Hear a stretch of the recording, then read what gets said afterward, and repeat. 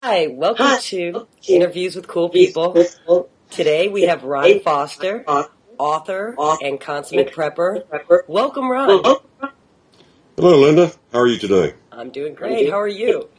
Oh, wonderful. Great to be on your show. Hey, great to finally have you. So, Ron, I got addicted to you and your books when I first read Prepper's Road March, which I completely love, about a guy who gets stranded when an EMP hits. What prompted you to write Prepper's Road March? Well, my background is emergency management, and I have to go to Atlanta quite often. I hate the big city, and I said, what would happen if I'm stuck over here? And the worst case scenario would be the solar storm takes the electric grid out.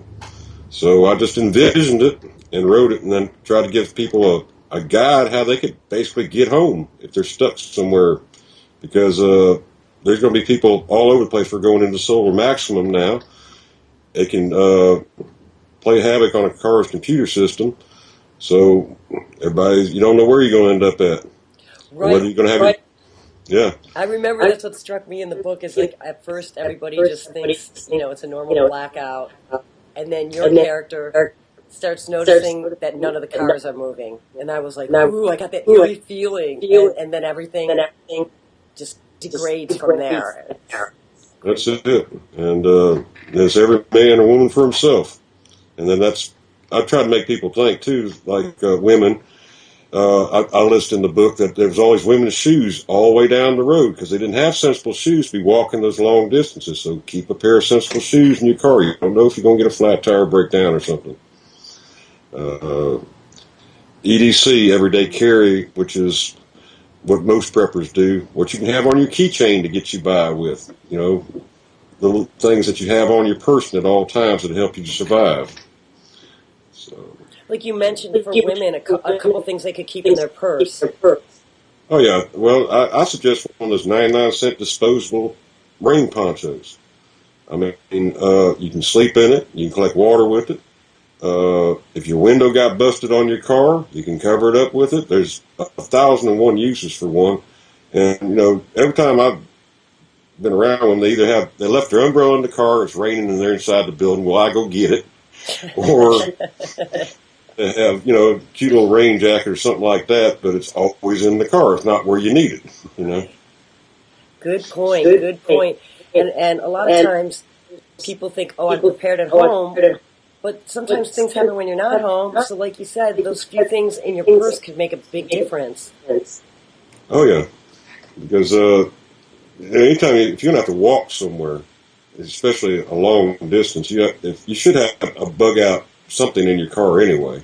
My character got stranded without his, and I showed how they tried to make do, etc. Because a lot of people, even though you tell them, they're going to do that. And I try to teach in the book. People seem to like to learn tricks better that way, or they can remember a bit of the story and say, "Oh yeah, I remember that now," because they can associate with the character.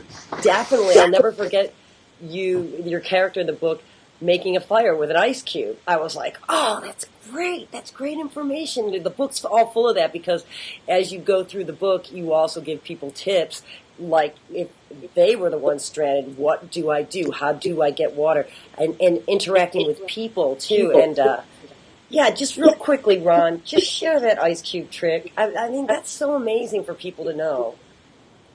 Basically, if you're around snow or ice cube or whatever, you cup your hands in order to make a curved lens out of the thing. You can compact snow. You can do slush balls. Of course, if the power's out, you're not going to have ice cubes unless you, like me, got an ice maker and solar and all that sort of thing. Or you're in Buffalo.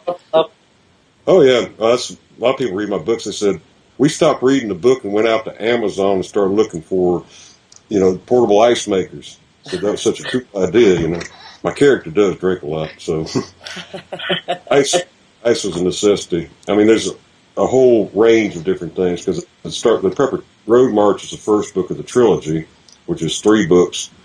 Then it goes on, and there's a whole bunch of little books after that, but all those put into what they call the compendium, which is about 550 pages long.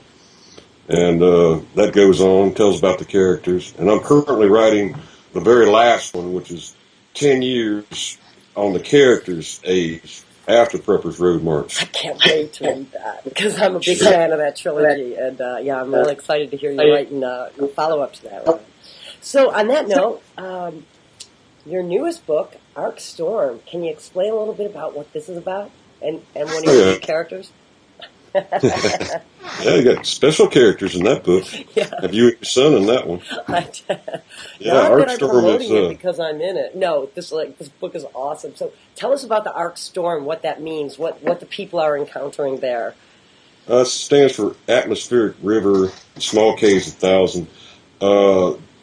Geologic Survey came up with a scenario based upon a storm that already happened in California back in the 1800s, which basically made the Central Valley a pond. It was 300 miles long, 25 miles wide, and about 11 foot deep. If that happened today, it wouldn't only affect California. We have our ports. You know, 1/3 of everything that comes into the country comes in through Long Beach, etc. You have majority of all the milk, which surprised me when I was doing research on that. All the agriculture will be gone, and you can imagine when they say, "All right, evacuate." You have the Crips and the Bloods trying to get out, shooting at each other. Here comes the Hell's Angels down the road. They're riding there with you, and you have just mass exodus out of California, going where and ending up where. People don't think about those things. And then they won't be able to get back for at least 6 months. So, Right. I mean, the economy's going to tank. It's going to be devastating. And then I do have a twist in there where I have the terrorists trying to take advantage of that situation. And they start doing a few little dirty, nasty things to increase the chaos and the mayhem going on.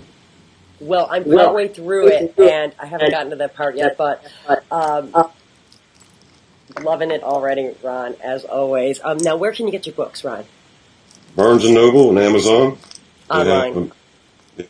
And Kindle and the paperbacks, etc.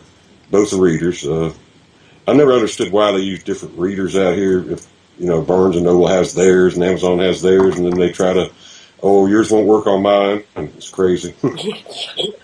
That sounds like a way to keep the money to themselves. But anyway, so thanks so much, Ron. Thanks for showing up, talking about your book, your newest book, your old books. They're great, folks. I highly recommend them. And thanks for taking the time out of your day, Ron, to join us on Interviews with Cool People, which you certainly are. And have a wonderful day. Have a wonderful night. Oh, thank you so much.